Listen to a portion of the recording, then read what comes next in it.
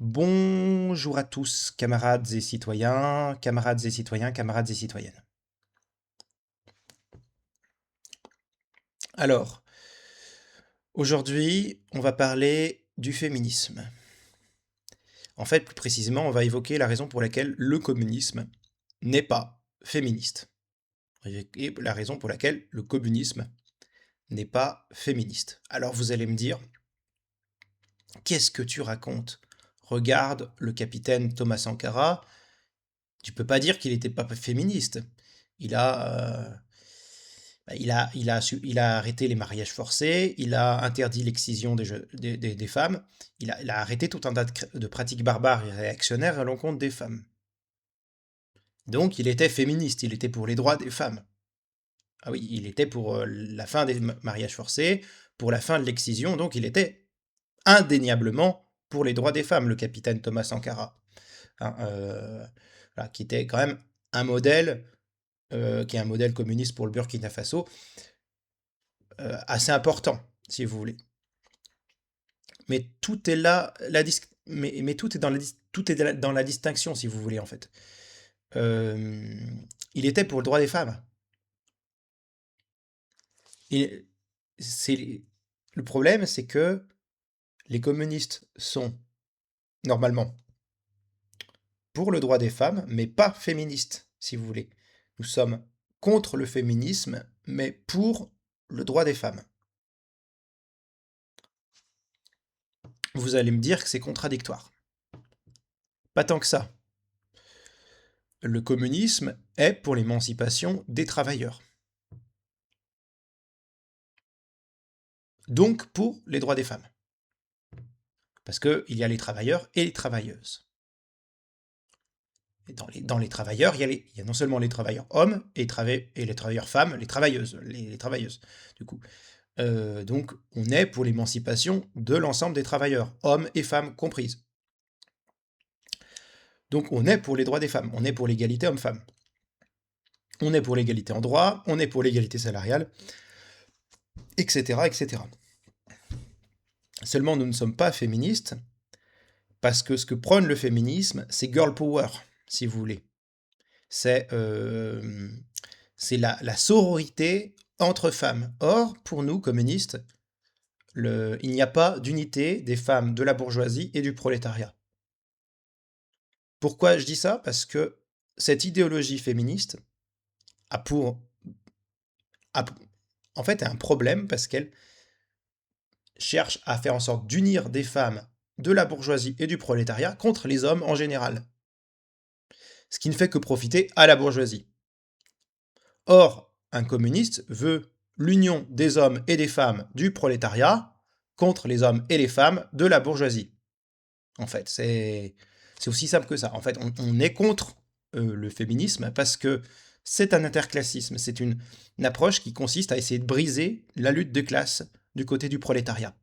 Et c'est pour ça que nous sommes contre le féminisme. Il n'y a pas de girl power, il n'y a pas de pouvoir féminin contre les hommes, au nom du féminisme, au nom d'un patriarcat, comme si les hommes voudraient être dominateurs envers les femmes. Non, ce qui nous occupe, nous autres communistes, c'est l'abolition de la propriété privée lucrative. C'est la collectivisation des moyens de production et d'échange, la lutte de la classe ouvrière, la lutte du prolétariat contre la bourgeoisie.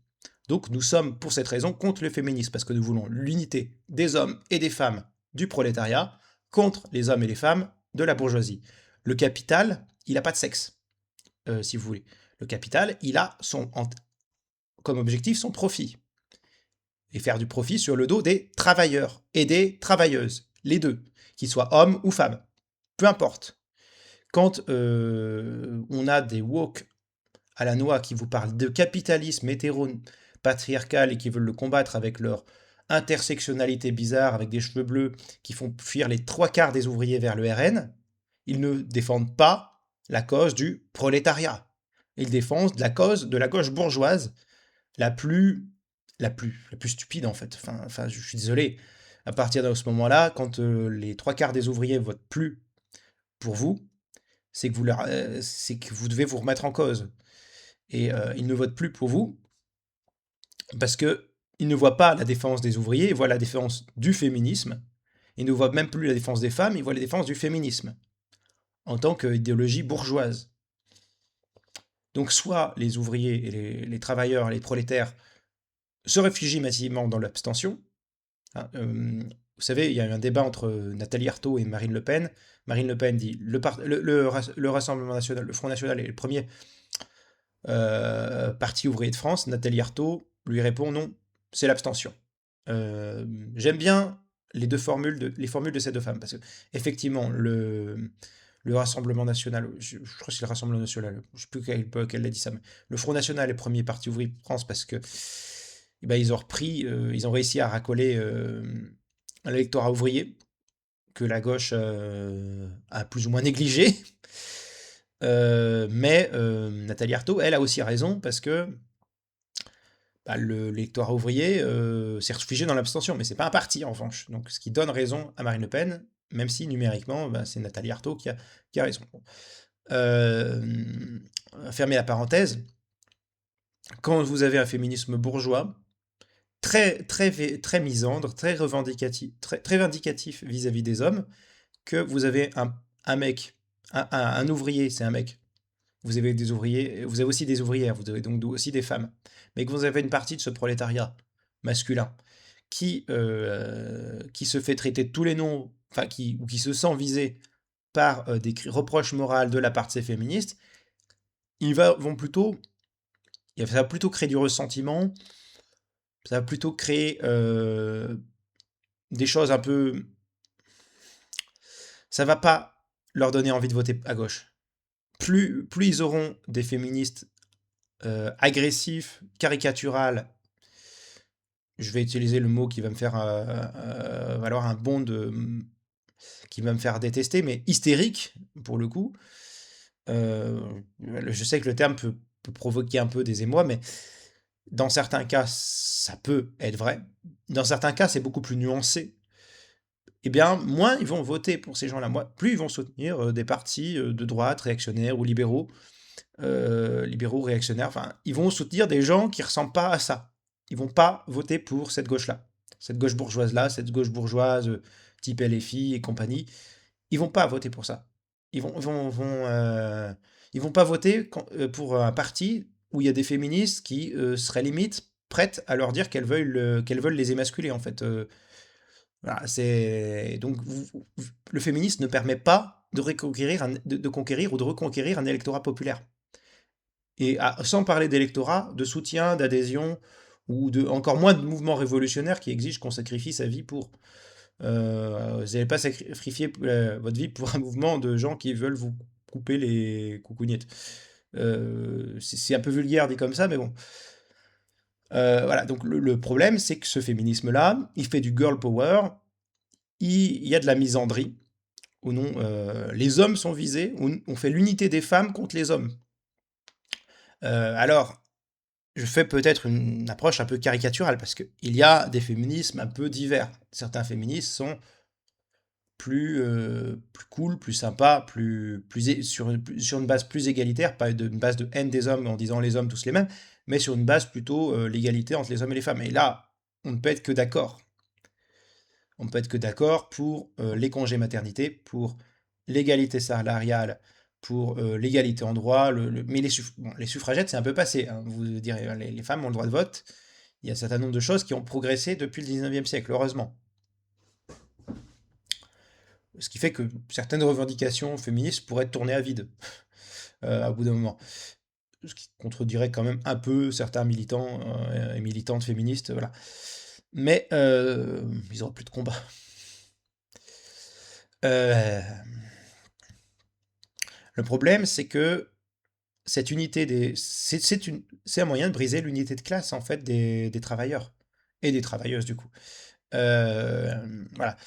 Donc le féminisme c'est une mauvaise idée de ce côté-là. Pour l'aspect émancipateur des femmes, tout le monde sera d'accord, je pense, dans ceux qui veulent l'émancipation des travailleurs, que coude à coude, hommes et femmes de la classe ouvrière doivent se serrer les coudes contre la bourgeoisie. Je l'espère en tout cas.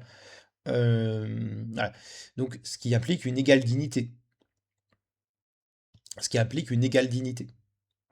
Mais voilà, ce que je reproche au féminisme, ici, c'est du point de vue communiste traditionnel, c'est de dire l'unité des femmes contre un patriarcat, on ne sait pas trop ce que c'est, comment ils le définissent, aux dépens de la lutte anticapitaliste, si vous voulez. La notion de patriarcat, le capitalisme, on sait très bien expliquer, c'est la propriété privée des moyens de production, il y a un système économique, mais quand vous parlez de patriarcat comme un système, dans une société en plus qui n'est pas une société, on va dire, traditionnaliste, une société traditionnaliste où la religion est très, très, très, très présente, là, vous pourriez éventuellement parler de patriarcat. Si vous parlez de religion, là, je serais bien d'accord. Mais voilà, c'est dans les choux que de parler de patriarcat quand vous êtes dans une société qui, majoritairement, ne l'est plus. Je vais revenir à la suite sur majoritairement, ça va être salé. Donc, traditionnellement, le mouvement ouvrier, euh, traditionnellement, le mouvement ouvrier, eh ben, c'est la complémentarité homme-femme. Je m'explique. Traditionnellement, le mouvement ouvrier est ancré dans la classe ouvrière. La classe ouvrière travaille de ses mains. Alors moi, je ne suis pas un travailleur manuel, je suis un cas à part. Dyspraxie, mauvaise, je suis handicapé. J'ai une mauvaise coordination motrice, donc je suis pas, je suis pas, je suis nul de mes mains. Voilà. Bon, je peux les bouger parfaitement, mais on va dire que je vois un peu plus, relativement mauvaise dans des travaux de précision, on va dire, j'aurais du mal à, à être rapide et précis dans certains contextes. Bon, voilà. Mais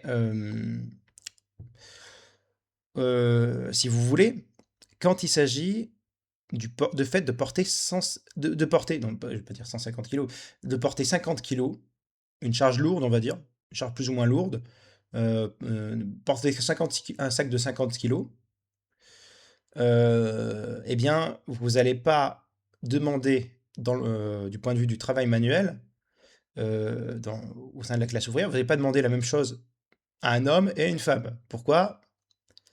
Bah parce que, en dépit de ce que les woke ont tendance à vouloir nier, c'est-à-dire la biologie, eh bien, l'anatomie des hommes et des femmes est différente. Où on n'a pas les mêmes, on n'est pas fait de la même façon en tant qu'homme et en tant que femme, si vous voulez. Moi, je suis un homme, je serais avantagé physiquement par rapport à une femme tendanciellement. Alors, pas par rapport à une bodybuildeuse qui fait, voilà, mais en comparant à l'activité physique, au gabarit, au poids, enfin bon, à la stature, la carrure de la personne, à sa taille, à son poids, bon, etc., etc.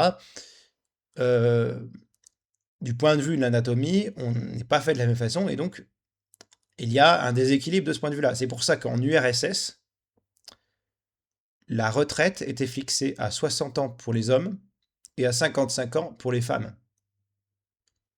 C'est parce que en URSS, on considérait que qu'il y a une égalité de dignité entre les hommes et les femmes, mais que les hommes et les femmes étant biologiquement différents, étant pas la même constitution physique, et ben les hommes partent à la retraite plus tard, à 60 ans, tandis que les femmes partent à la retraite à 55 ans.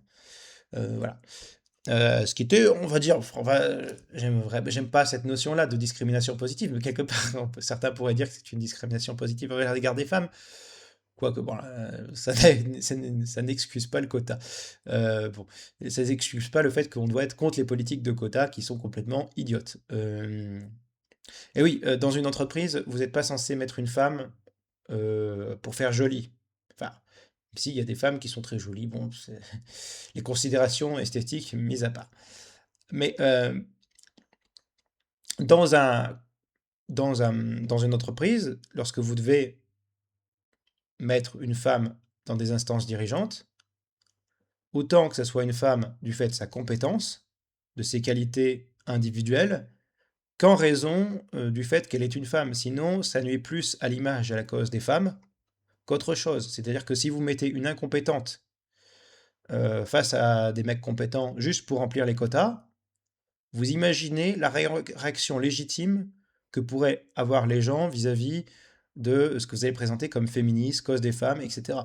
Mettre un quota complètement artificiel pour inclure de force des femmes, c'est ne pas faire confiance en la capacité, en la compétence et en l'intelligence des dites femmes pour pouvoir être valorisées dans une entreprise, dans une administration, dans une université, tout ce que vous voulez.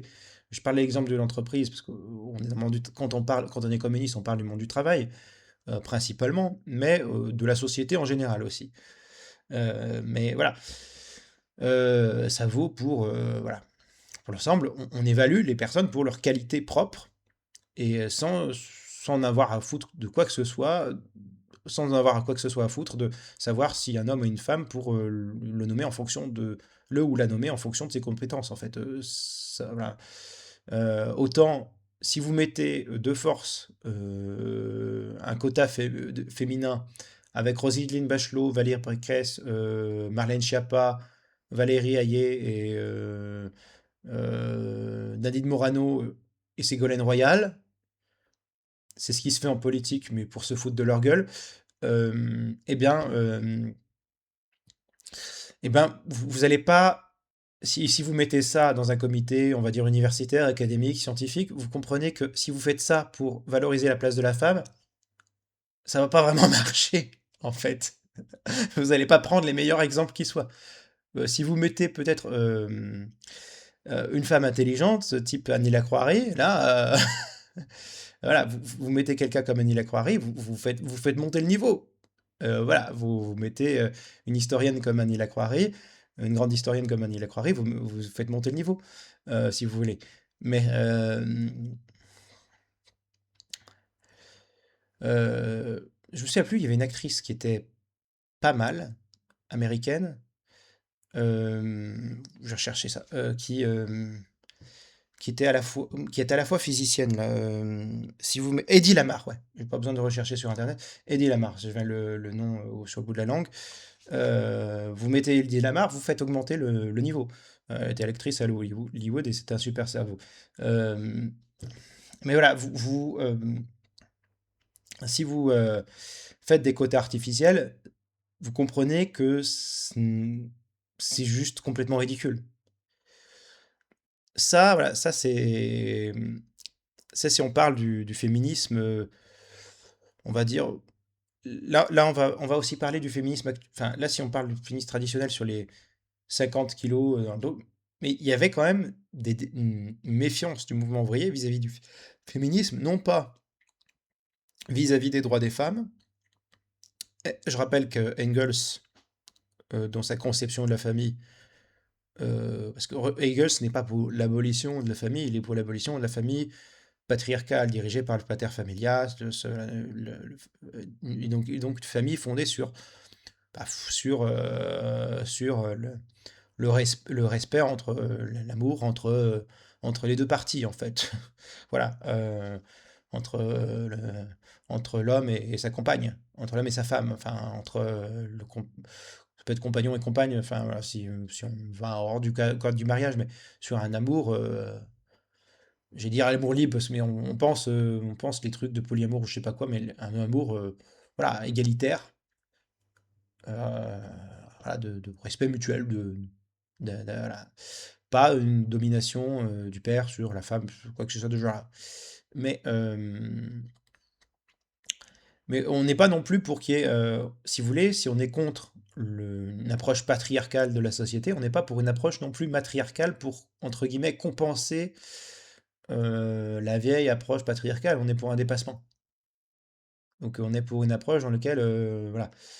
Donc voilà, nous on n'est pas pour la domination des hommes sur les femmes et on n'est pas pour la domination des femmes sur les hommes pour punir les méchants hommes qui auraient depuis des siècles été méchants envers les femmes. Ce genre de discours à la con, ça nous intéresse pas, si vous voulez. Euh, Nous on est dans une approche égalitaire. Mais notre approche égalitaire, c'est pas un truc artificiel, complètement forcé, dans lequel on nie les individus avec des politiques de quotas, si vous voulez. Voilà, c'est. Et comme je l'ai dit, on reconnaît la biologie, ça va avoir l'importance pour la suite. Parce que les 50 kilos dans le dos, voilà, si vous voulez, il y a une anatomie, et dans le mouvement ouvrier traditionnellement marqué par des sociétés industrielles où où quand même, l'effort physique, on est dans une société désindustrialisée, et avec un féminisme à l'américaine, donc vous comprenez, voilà. Mais le mouvement ouvrier est marqué par le travail manuel, l'existence d'un travail manuel qui est un travail physique. Aujourd'hui, il y a une mécanisation et il y a une désindustrialisation, donc on ne se rend pas compte des choses, de ces réalités-là, de la même façon qu'il y a plusieurs décennies, mais ça signifie quand même que vous pouvez pas demander la même charge physique à un homme et à une femme du fait de sa biologie. C'est très con, mais ça va, mais c'est très con. C'est très basique, c'est très une raison très simple, très concrète, très basique, j'étais très conne parce que très concrète. Voilà, donc vous pouvez pas, voilà, de ce point de vue-là, nier la réalité des corps masculins, des corps féminins. C'est des différences, ce n'est pas une approche de supériorité de l'un ou l'autre, mais voilà. Donc ça, il y a des choses qui, bon, mis à part les quotas, qui sont de l'ordre du féminisme un peu standard, voilà, un peu. Voilà. Là, on va parler de ce qui est devenu le féminisme aujourd'hui. Et ce qui est devenu le féminisme, c'est que c'est un bordel pas possible entre le féminisme pro-voile. Je disais que j'allais parler du patriarcat qui est minoritaire dans nos sociétés, parce que si on parle du voile islamique, allez pas me dire que vous êtes féministe et pro-voile. Enfin, que vous voulez défendre les droits des femmes et être pour le port du voile. Quand vous avez du féminisme pro-voile, vous avez du féminisme qui se soumet au patriarcat islamique. Et si vous avez un voile chrétien, au patriarcat chrétien, etc., etc. Vous avez du féminisme pro-religieux aujourd'hui.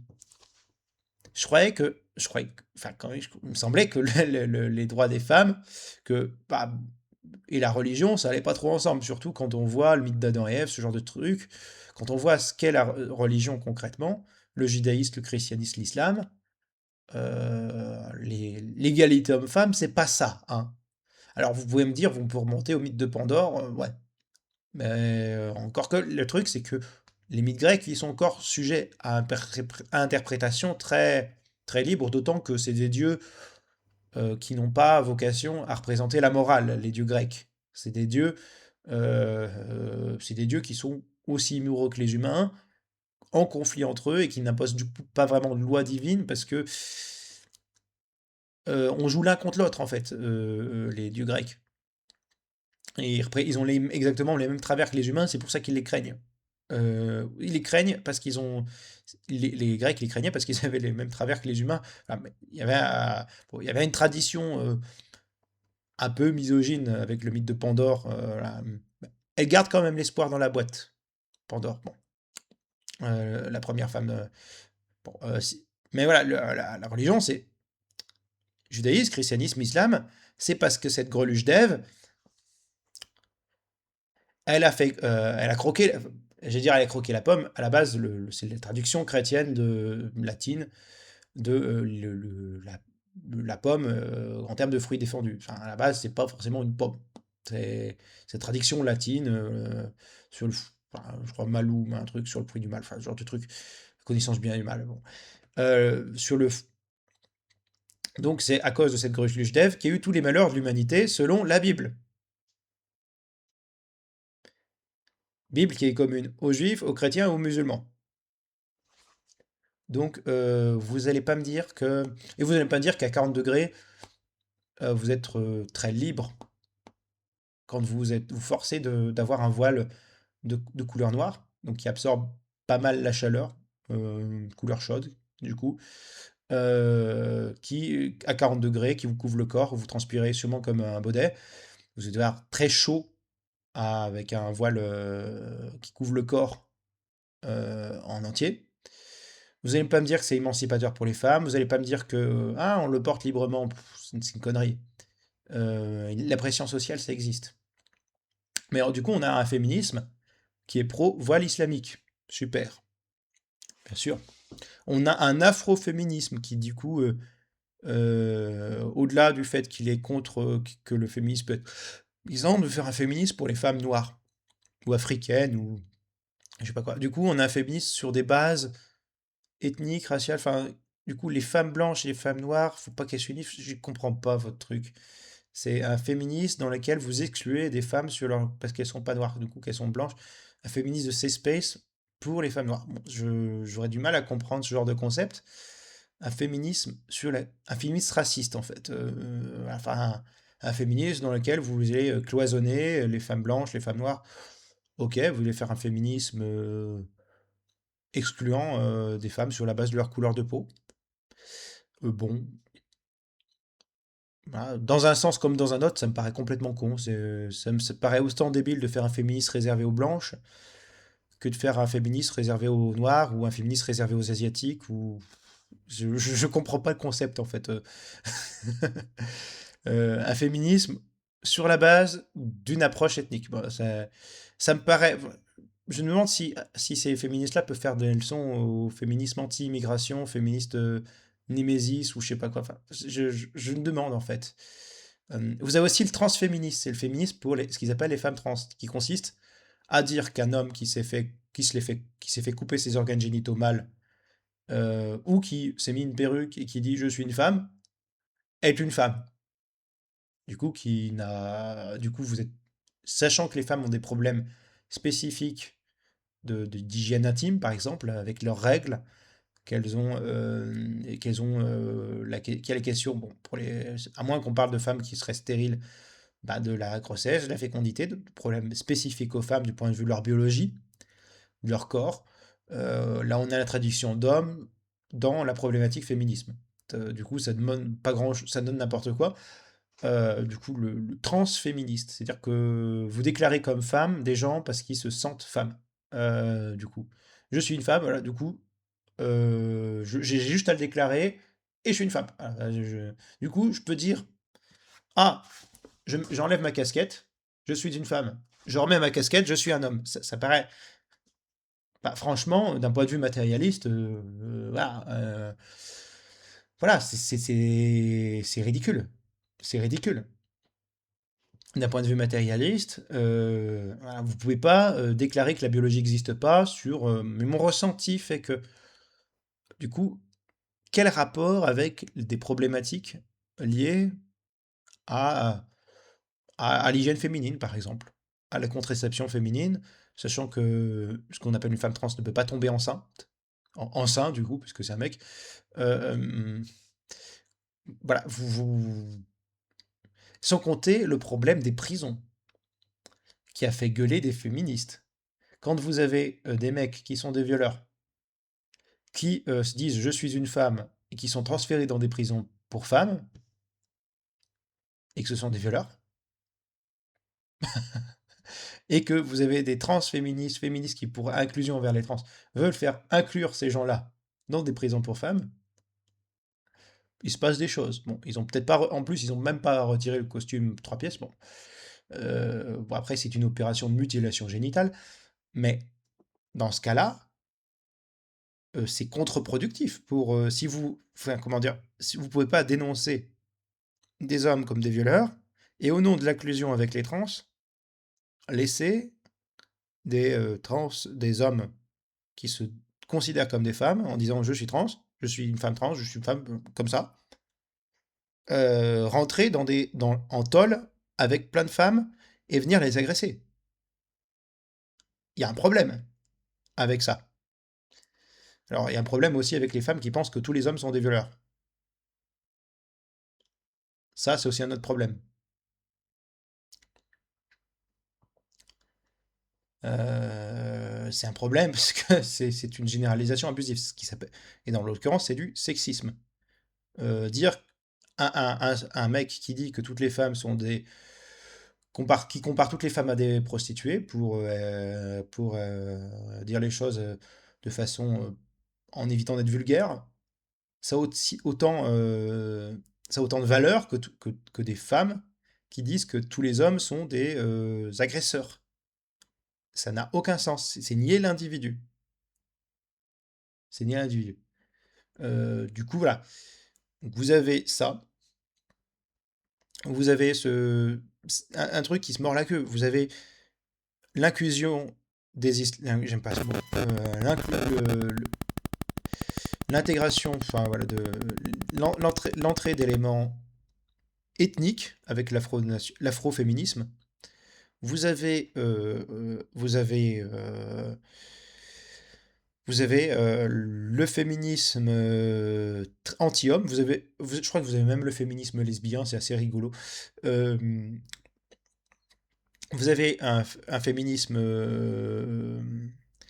Vous avez le safe space aussi, le truc où les femmes sont entre elles sans qu'il y ait de mecs parce que ils sont méchants.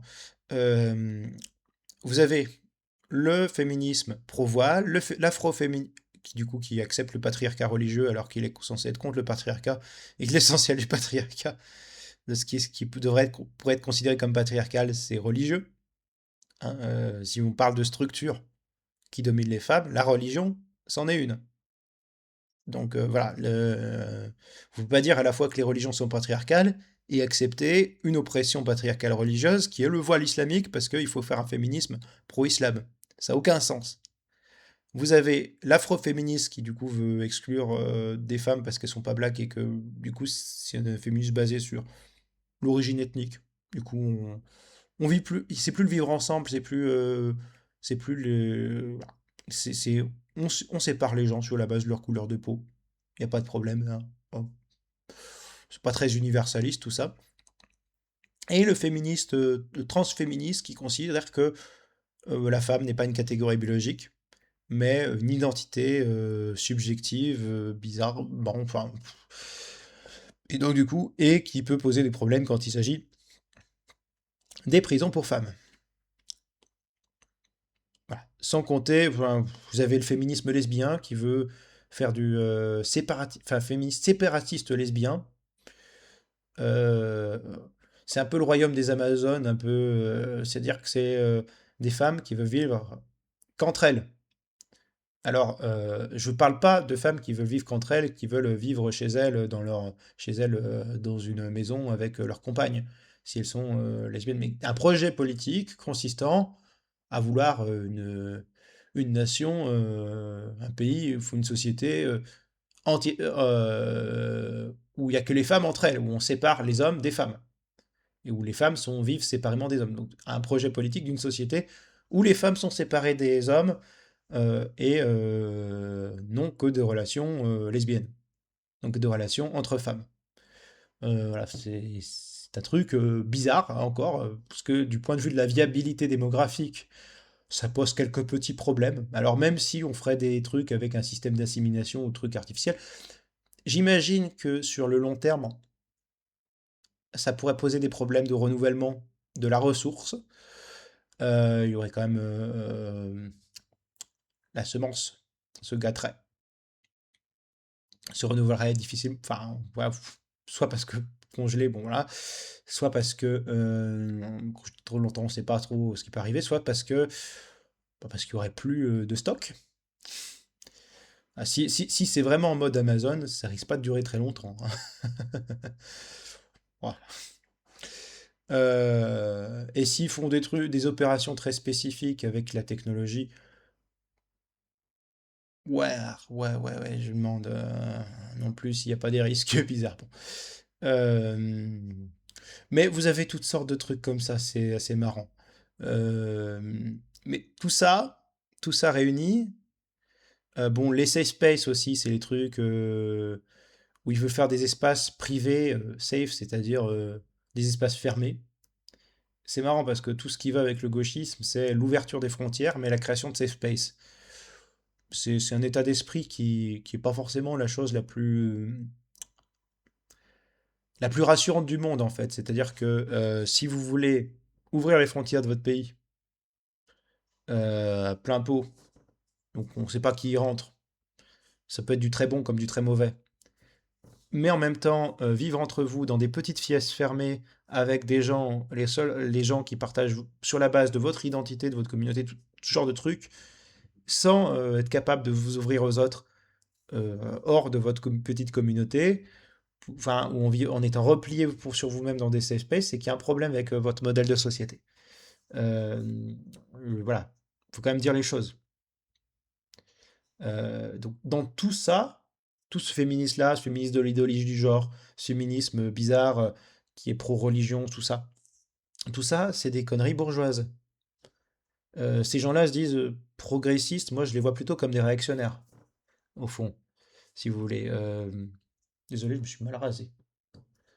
Enfin, encore une preuve de mon machisme, probablement. Non, je déconne. Euh, ou du fait que je suis nul de mes mains et que je suis trop fatigué.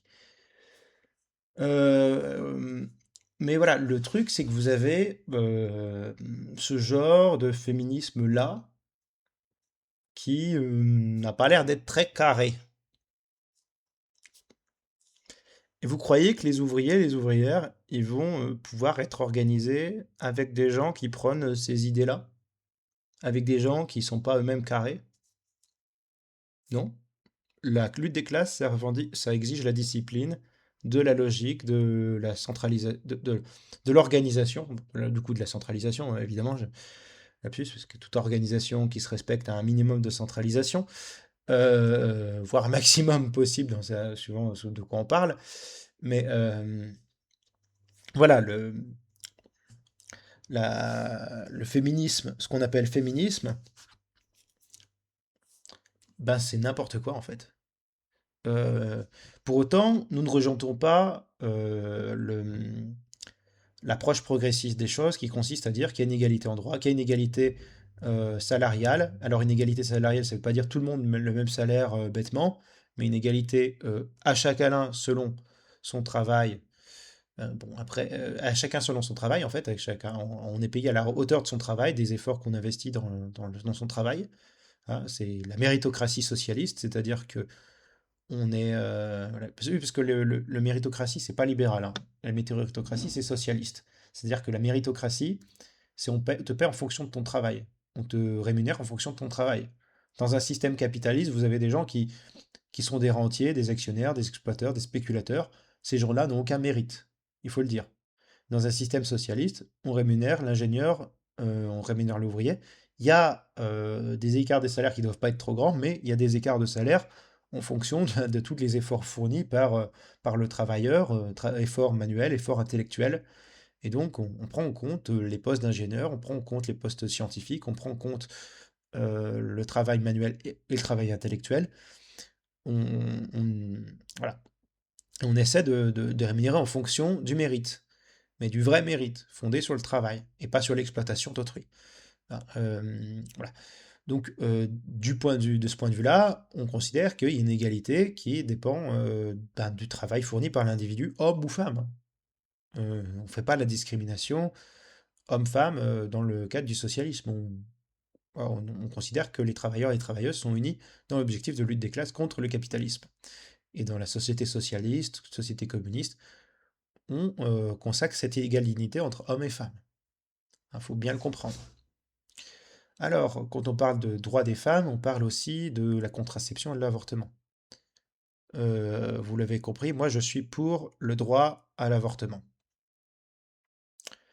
Je suis pour le droit à l'avortement. Alors, du point de vue de l'histoire du mouvement ouvrier, en toute l'occurrence de l'URSS, vous savez que le droit à l'avortement a été autorisé sous la période Lénine, mais semble-t-il, aurait été, si je dis pas de conneries, hein, aurait été, n'aurait plus été autorisé sous la période Staline. Après, faut toujours être prudent face aux sources sur l'URSS, mais je dirais quand même que, bon, déjà que ça a sûrement sauté avec les lois contre les homosexuels, parce que tout simplement c'était des lois de nature religieuse, et que la révolution bolchevique, eh bien, justement, fait sauter le pouvoir de l'Église orthodoxe russe, et donc abolit par le même coup des lois qui sont des lois religieuses, des lois chrétiennes orthodoxes, donc des lois qui sont réactionnaires de ce point de vue-là. Le fait qu'il y ait, semble-t-il, malheureusement une répression vers les homosexuels en URSS semble peut-être lié peut-être éventuellement à des mœurs traditionnelles russes. Hem, faudrait voir, ce qu'il en est réellement. Quelle était la volonté du peuple russe, du peuple enfin soviétique plutôt, parce que c'est russe plus, les autres minorités nationales, même si historiquement c'est lié à l'Empire russe. Mais bon, voilà, et l'avortement, c'est, je suppose, je fais la supposition que, outre, la morale religieuse, d'un point de vue, communiste conséquent, il peut y avoir des objectifs de développement national quant à la natalité, parce que beaucoup d'enfants, c'est beaucoup de soldats, c'est beaucoup d'ouvriers, c'est le développement, c'est la possibilité de défendre plus facilement un pays et de le développer avec une masse d'ouvriers et de paysans et de travailleurs. Enfin, donc si jamais, voilà, c'est à vérifier ces infos parce qu'on dit souvent beaucoup de conneries sur les RSS, donc je mets en parenthèse ce que je crois, ce que je sais ou je crois savoir sur le sujet. Quoi qu'il en soit, euh, quoi qu'il en soit, quoi qu'il en soit, moi je suis pour le droit à l'avortement, mais je suis contre sa constitutionnalisation. Je suis pour le droit à l'avortement dans les lois, mais pas dans la Constitution. Parce que si je suis pour le droit à l'avortement, en raison du fait que j'estime que l'enfant doit être un enfant désiré, que les femmes des classes populaires, avant quand même, se faisaient avorter à l'aiguille à tricoter en pleine clandestinité, et il y avait la mort et de la mère et de l'enfant. Donc vous imaginez que pour ceux qui disent ouais, l'avortement c'est un meurtre, quand il est clandestin, et la mère et l'enfant crèvent. Il faut mieux, dans le cas où on veut préserver le maximum de vie, eh ben, préserver à minima la vie de la mère. Et il faut mieux, dans le meilleur des cas, que l'enfant soit un enfant désiré. Et quand il s'agissait de femmes des classes populaires, vous comprenez que c'était aussi parfois des femmes qui n'avaient pas la possibilité d'élever financièrement et matériellement leur enfant. Ce qui fait que voilà, ça devenait un peu compliqué pour elles, hein. Si elles pouvaient pas se payer s'offrir de la nourriture pour elles, nourrir leur enfant devenait compliqué. Et si vous imaginez en plus des époques où elles pouvaient être contraintes à vendre leur charme pour pouvoir nourrir leur gamin, euh, parfois l'instinct maternel, ça peut mener très loin. Euh, oui, je pense aux Misérables et à la pauvre Fantine qui se fait arnaquer par les Thénardier et qui leur demande tellement d'argent qu'elle vend ses dents, qu'elle vend ses cheveux et qu'elle vend même son corps. Voilà, donc je suis pour le droit à l'avortement, pour toutes ces raisons-là, pour l'intérêt de l'enfant, de vivre dans une famille où il est un enfant désiré, pour la dignité de la femme, de pouvoir avoir le choix d'être mère et de ne pas être contraint matériellement dans des situations délicates. Voilà. Pour autant, je ne suis pas pour la constitutionnalisation de ce droit parce que il y a en droit une la pyramide de Kelsen, avec les normes juridiques, donc de laquelle il y a la Constitution, les lois, les décrets. C'est par ordre d'importance. Si vous voulez, la Constitution d'un pays, c'est pas n'importe quoi, c'est le document fondamental, la loi fondamentale de la nation. Dans cette loi, il y a des questions de pouvoir, des questions de valeurs fondamentales de la nation. Les lois, vous pouvez les modifier beaucoup plus facilement. Elles sont liées à l'appréciation des représentants de la nation, des élus et des citoyens, par référendum voilà, ou par le biais de leurs représentants, voilà, comme je l'ai déjà dit. Or, la Constitution, c'est un peu plus, la modifier, c'est un peu plus technique à faire, si vous voulez bien. En fait, si vous voulez, la Constitution, c'est un document qui a, je vais dire, une certaine sacralité, une certaine solidité, ça représente des valeurs de la nation, des valeurs importantes. Donc, quand vous modifiez une constitution, c'est pas rien. C'est pas rien.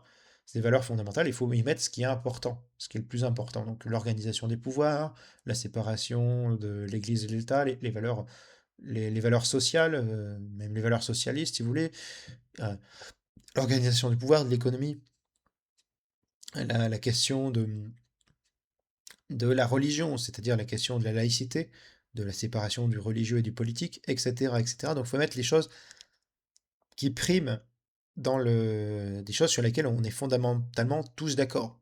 Enfin, tous d'accord. Enfin, majoritairement, enfin, pas tous d'accord, hein.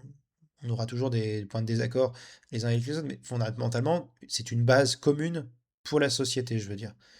Fondamentalement, sur lesquels on peut plus ou moins tous se retrouver parce que c'est notre lot quotidien, institutionnel, constitutionnel en l'occurrence. C'est ce qui fonde les institutions de notre pays. C'est le texte qui fonde les institutions politiques de la nation, la Constitution.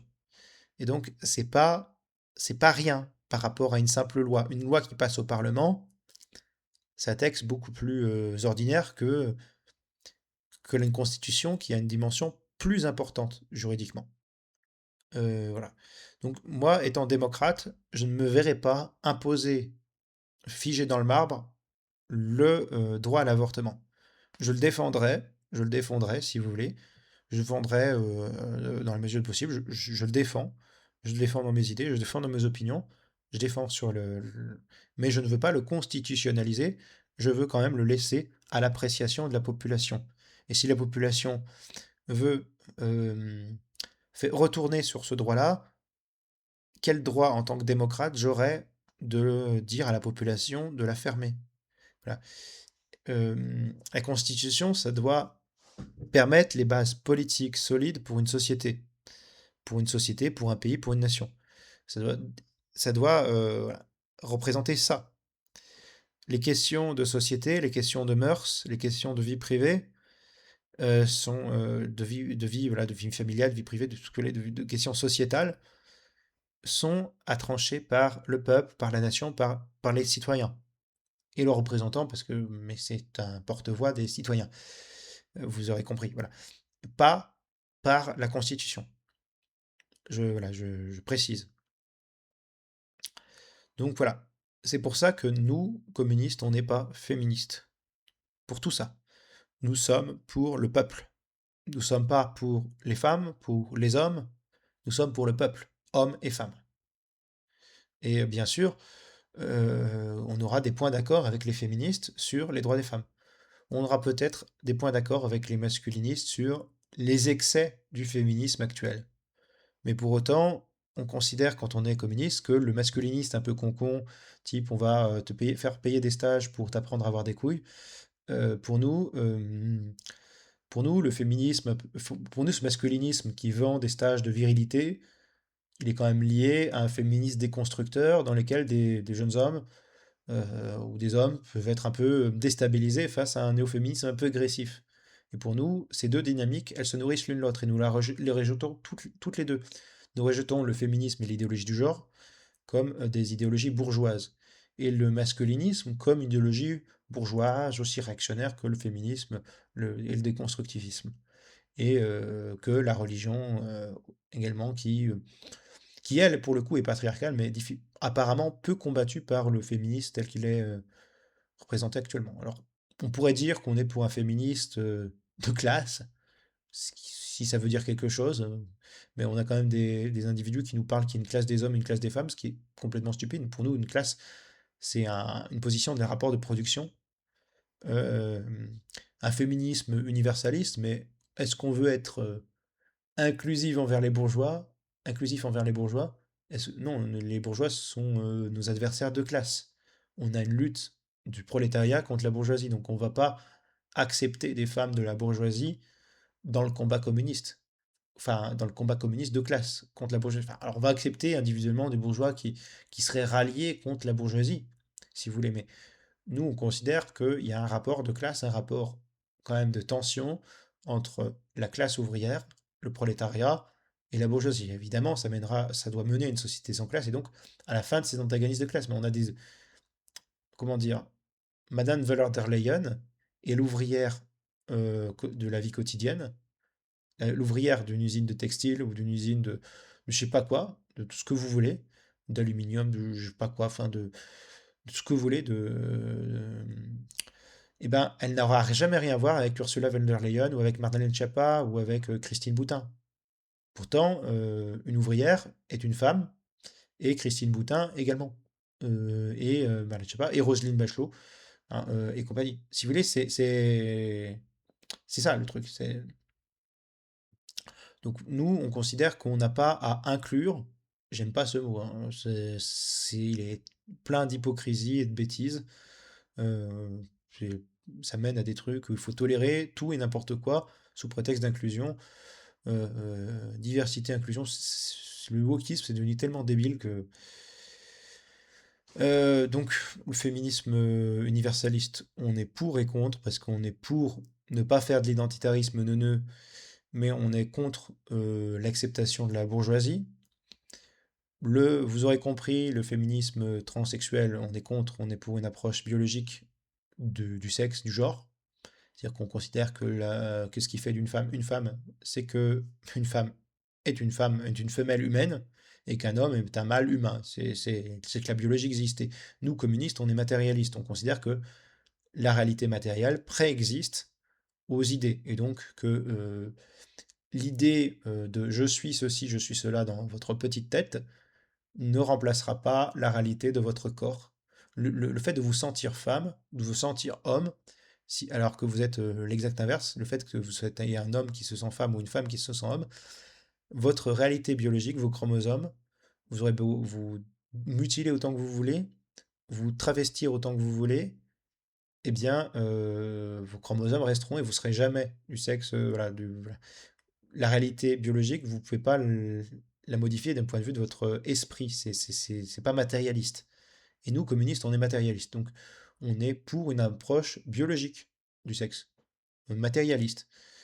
Donc, on est pour la complémentarité homme-femme, c'est-à-dire non pas la domination de l'un par l'homme, justifiée par une tradition qui dirait que la femme à la cuisine et l'homme à l'usine. Non, on est pour une approche qui n'oppose pas les hommes et les femmes, qui considère qu'il y a des qualités féminines et masculines liées à leur biologie, à l'évolution, oui, enfin, si vous voulez.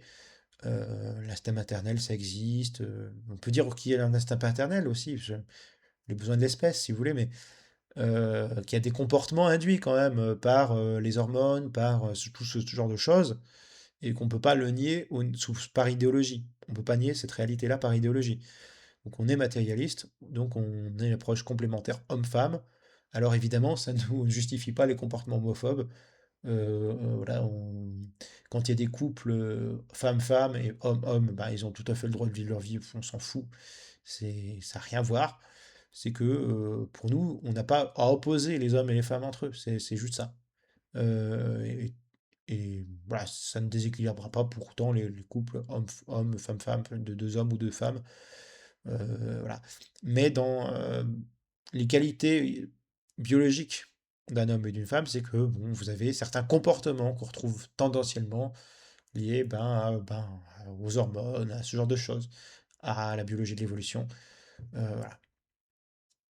C'est pas pour réduire les choses à la biologie, en fait. C'est-à-dire que pour nous, il est hors de question de nier l'existence de la biologie et de la culture. C'est-à-dire que vous avez à la fois le substrat culturel des sociétés, qui construit des rapports hommes-femmes, vous avez pas les mêmes suivant les cultures, suivant les peuples, suivant les sociétés, et suivant les époques, suivant et le pays dans lequel vous vivez dans le monde, suivant les pays, suivant les époques, vous avez bon, le rapport homme-femme qui est différent, une façon de s'habiller qui est différente, qui dépend aussi en partie du climat, donc un élément naturel, du coup, extérieur, enfin physique, mais pas au sens biologique, qui est l'environnement, si on prend le climat, par exemple, euh, dans la façon de s'habiller. Mais voilà, nous, on est sur une approche complémentaire dans laquelle on n'oppose pas les hommes et les femmes. L'ouvrier et la colcosienne, si vous voulez. Ils n'ont pas tous les deux un marteau, l'ouvrier et la colcosienne. La colcosienne, elle a une faucille, et c'est pas pour être une féministe castratrice. Et l'ouvrier, il a un marteau. La paysanne et l'ouvrier. Bon, il y a un symbole de fécondité, peut-être à travers la paysannerie, et un symbole plus de force à travers le marteau, l'acier, enfin. Mais dans ce cas-là, ça représente une complémentarité homme-femme, du fait qu'ils ne sont pas ennemis, qu'ils sont alliés dans l'émancipation du prolétariat. Quelque part, on peut dire en un certain sens que c'est féministe parce que ça met la femme aux côtés de l'homme et pas contre lui, et pas dominée par lui, mais à côté de lui. Là, ils sont côte à côte, alliés, pas ennemis, ils sont ni ennemis, ni soumis l'un à l'autre, ils sont libres ensemble, côte à côte, ils regardent dans la même direction. Si vous regardez cette statue qu'est l'ouvrier et la colcosienne, qui est absolument magnifique. Bon, ça manque un peu de couleur, mais l'idée et l'allure, l'élan, si on reprend certaines références, la, la, la, la- ça a quand même de la gueule, si vous voulez, l'ouvrier, la colcosienne. Donc voilà, on est contre l'approche religieuse, parce quand on est communiste, on est matérialiste, donc on combat la superstition religieuse. On est universaliste parce qu'on est contre le fait de séparer les gens sur leur couleur de peau. La pro-féministe, pour nous, ça n'a aucun sens. Pas plus que vouloir faire un féminisme nazi de blanche, arienne, je sais pas quoi, enfin de trucs où on veut séparer les gens sur leur couleur de peau, sur des critères raciaux. C'est débile. Il n'y a pas de race humaine. Il n'y a que des humains. Il n'y a que des êtres humains. Ah, voilà. Je sais même pas. Le truc collectivisme, là, les féministes de droite, là, je sais même plus si ça c'est réellement racialiste ou pas, ou si c'est anti-immigration, parce qu'il y a des gens qui ont tendance à gauche à confondre anti-immigration et féminisme, mais je crois qu'ils accusent les immigrants en général d'être des violeurs. Alors qu'en réalité, vous pouvez avoir de tout. Vous pouvez avoir des gens qui sont très bien et des gens qui se comportent comme des ordures. Mais parce que vous pouvez pas savoir qui arrive. Enfin, vous pouvez avoir des gens qui sont de braves types et des gens qui sont de moins braves types. Faut regarder ce que vous trouvez, hein. Pensez que par principe, vous aurez que migrant égale violeur, c'est débile. Mais pensez que migrant égale ange, bah en fait, on sait pas. On sait pas à qui on a affaire. Et donc, on a affaire ni à des anges ni à des démons, on a affaire à des hommes divers et variés. Ouais, je crois que oui, ils sont classés comme anti-immigration, islamophobie. Bon, c'est un terme qui veut rien dire parce que ça confond les islamistes, les musulmans laïcs et la critique de l'islam, le mot islamophobie. Anti-immigration, xénophobie, ouais. Oui, c'est être contre les étrangers, mais le problème c'est que l'anti-immigration c'est confondu avec la xénophobie, fémo-nationalisme, racisme, ah, c'est cringe, identitarisme, conservatisme. Là, moi, je serais considéré comme conservateur par beaucoup de gens de gauche parce que je suis pas woke, et comme une gauchiasse progressiste par beaucoup de gens de droite parce que je suis communiste. Donc, euh, voilà. Euh, Conservatisme, abolitionnisme, prostitution. Donc, c'est classé extrême droite, ouais, ouais. Fémo-nationaliste. Faut que je regarde je regarde leur fiche Wikipédia, hein. Ouais, avant, à un moment, je sais pas. Féminisme, oui, sur nationaliste, néolibéraux, islamophobes, fémocrates. Fémocrates, c'est quoi ces conneries? Ouais. Frère cas supposé de l'islam des migrants du tiers-monde en général. Alors, vous avez des pays où les mœurs sont pas les mêmes, si vous voulez. Donc, vous avez tendanciellement des gens qui pourraient avoir des préjugés vis-à-vis des femmes. Les pays islamiques, vous pouvez avoir des gens qui ont des idées islamiques qui sont pas très avancées sur les droits des femmes. Ou du tiers-monde, vous pouvez avoir des gens qui sont dans une approche assez traditionnaliste. Mais vous pouvez aussi avoir des gens qui fuient ça. Vous pouvez avoir des gens vous pouvez avoir des apostats de l'islam qui fuient des pays musulmans. Vous pouvez avoir des gens, vous pouvez avoir des homosexuels qui fuient des pays africains ou des pays musulmans. Enfin, voire, en plus, vous avez plein de pays différents, certainement avec des législations, des sociétés, des traditions différentes. Bon, je vois que Wikipédia a des positions sur un gauchisme un peu concon libéral, mais je vois aussi que je pense quand même que c'est pas non plus clean clean en fait leur collectif Némésis, mais euh, enfin après il y a des droitards, ils sont pas très fins dans leur analyse. Certains droitards sont sur une approche qui confond tout, mais certains gauchistes aussi. Donc, ouais, après quand t'approches d'Éric Zemmour, t'as pas vraiment peu d'excuses si vous voulez. Enfin, quand t'es proche d'Éric Zemmour, c'est proche d'un mec qui dit que Pétain a sauvé des juifs. Donc, ça se pose là quand même en termes de conneries. Euh, je sais pas si elles sont proches de Zemmour ou je sais pas quoi. Bon, après, bon, il y a l'union des droites et l'union des gauches, donc les conneries des uns et des autres, voilà. Euh,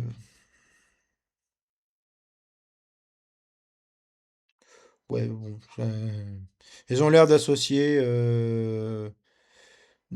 l'immigration au viol. ce qui est un raccourci assez grossier. Mais vous pouvez avoir des gens qui, parmi les populations migrantes, peuvent se comporter comme des salauds. Mais vous pouvez en voir aussi dans les populations, on va dire, plus autochtones. Bon, c'est pas impossible. Voilà, après, il faudrait qu'on me dise statistiquement quelle serait la proportion et comment ça évolue, comment ça dévolue, comment ça. Bon, mais voilà, au-delà des statistiques, il y a les individus. Et dire le groupe des migrants égale tous les migrants, ou de dire le groupe, c'est comme le dire le fait que le groupe des Français égale tous les Français. Voilà, faut quand même avoir un peu de finesse d'esprit. Malheureusement, en politique, il y a des gens qui n'en ont pas. Voilà, donc le néo-féminisme ou le féminisme à l'ancienne ont le problème d'être bourgeois. Pour autant, quand on est communiste, on est pour les droits des femmes au sens de l'égalité homme-femme, si vous voulez. Voilà.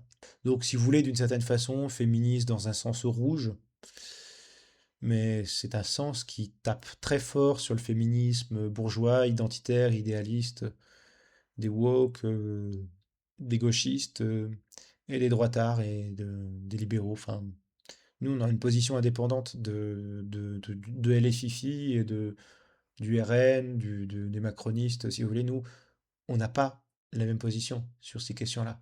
On n'a pas la position ni inclusive, ni exclusive, tout ce genre de bêtises sur l'identité.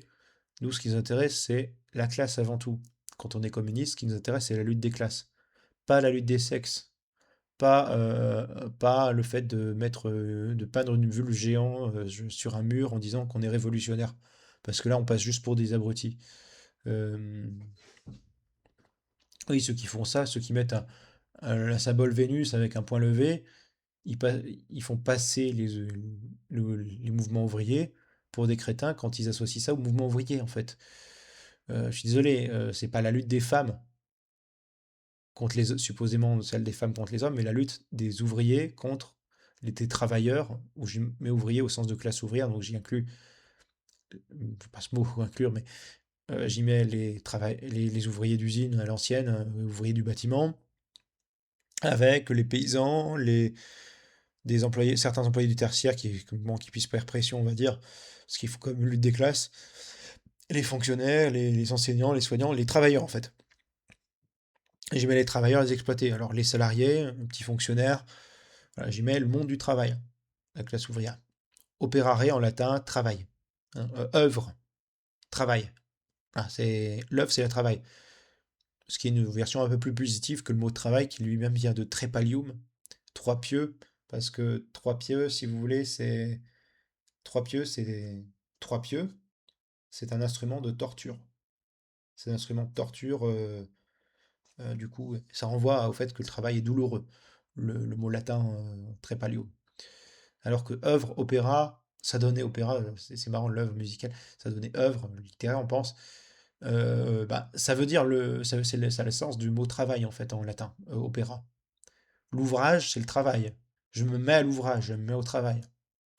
Donc on dit on est un ouvrier, on dit on est un travailleur.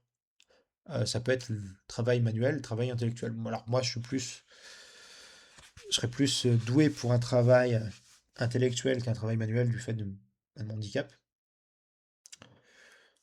dyspraxie, si vous voulez, mais voilà, opéra, travail. Ouais, et vous savez, moi je me dis pas minorité opprimée à cause de mon handicap. Et je pourrais dire que je dis ça parce que je comprends pas le concept déjà de minorité opprimée vis-à-vis des femmes.